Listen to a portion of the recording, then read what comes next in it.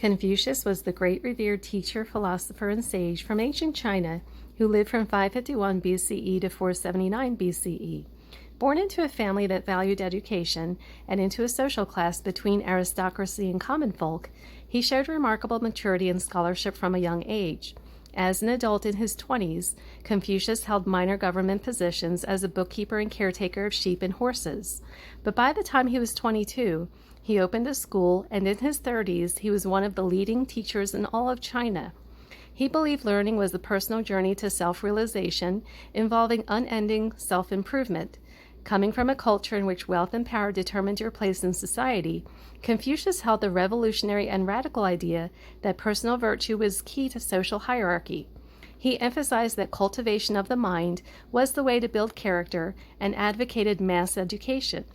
Confucius believed that if people could behave correctly, using proper etiquette toward one another, peace and prosperity would come. He thought that everyone should know their place in life and in community, and that they should respect others both above and below them.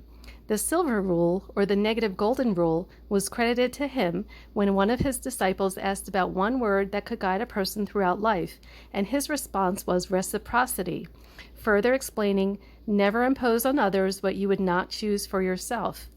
His philosophical teachings focused on personal and governmental morality, harmonious social relationships, righteousness, kindness, and a ruler's responsibility to be the way-shower and lead by virtuous example. In his 40s and 50s, as the Minister of Justice and counselor to the king, he was able to put many of his ideas into practice. He created a humanities program for potential leaders and made education available to all. Under his influence, the country flourished. However, when jealous rivals plotted his overthrow, he resigned his post and wandered for 13 years looking for opportunities to spread his ideas to any who would listen. When he was 69, he returned and spent the last 3 years of his life encouraging people to study and lead noble, exemplary lives.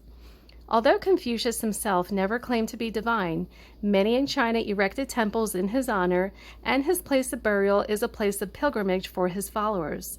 But his legacy is more of a humanist rather than a spiritualist, because his specialized teachings chiefly promoted secular morality and ethics and cultural idealistic reform, for which he is loved the world over.